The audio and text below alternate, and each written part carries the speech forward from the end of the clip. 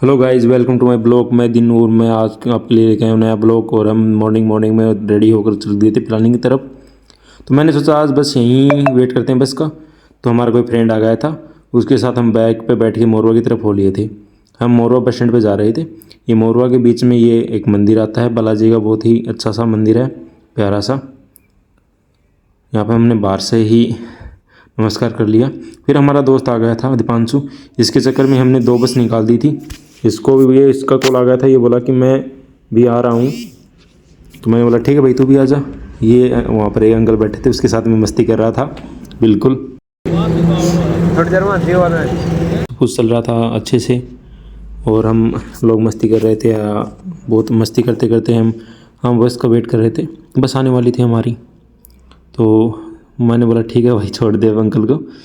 मैंने पानी पिया, वहाँ पर बहुत ठंडा पानी था भाई। उसके साथ में हम पिलानी पहुँच गए थे। उसके पहुँचते ही हमारी आ गई थी चाय हमने बाहर खड़े कर पी, क्यों शॉप में चल रहे थे फ़ैन। भाई इतनी सर्दी में भी फ़ैन, पता नहीं किसको गर्मी लग रही थी। तो हम बाहर आ गए थे। बाहर आकर हम बैठ गए थे। वहाँ पर कुछ आग जल रखी थी, वहाँ पर हम बैठ गए थे। हम वहाँ पर बैठे रहे थे। उसके बाद में फ़ोन आ गया था शॉप से। फिर हमारे लिए आए थे गुलाब जामुन। भाई हम खुश हो गए थे वो सब देखकर। गुलाब जामुन खाने के बाद हम हो गए थे फ्री। फिर हम निकल लिए थे घूमने के लिए, मैं और मेरा दोस्त अमित। हम उसके साथ में घूमते हुए सब्जी मंडी होकर निकले गए थे। उसको रास्ता पता नहीं चलता, इतनी बार भी उसको रास्ता बता दो वो भूल जाता है। फिर हम निकल गए थे। हम ऐसे ही मस्ती कर रहे थे, क्या करें, बैठे थे ठाले बैठे थे। तो सोच रहा था क्या करें, थोड़ा सा घूम लेते हैं। तो घूमने के लिए हम निकल गए थे। भाई को रास्ता बताना पड़ता था बार बार में, किधर लेना है किधर लेना है। वो रास्ता भूल जाता है, उसको रास्ता बताना पड़ता है भाई। उसको रास्ता बताते बताते मैं तो थक जाता हूँ। इधर ले लो, लेफ्ट ले लो, राइट ले ले भाई। फिर उसको बोला कि मेरे को चाय पीनी है, हमने चाय नहीं पी। तो उसको मैं चाय पिलाने के लिए ले जा रहा था एक स्पेशल शॉप पर, पिलाने की एक स्पेशल शॉप पर उसको मैं चाय पिलाने लेकर गया था। मैं नाम अभी बताऊंगा नहीं, आपको देखना ही पड़ेगा आगे वीडियो में। बहुत स्पेशल चाय है उस शॉप की। मैं उस भाई को रास्ता बताते मैं आगे निकल गया था भाई। हम निकल गए थे आगे। हम जा रहे थे त्रिवेणी प्याऊ।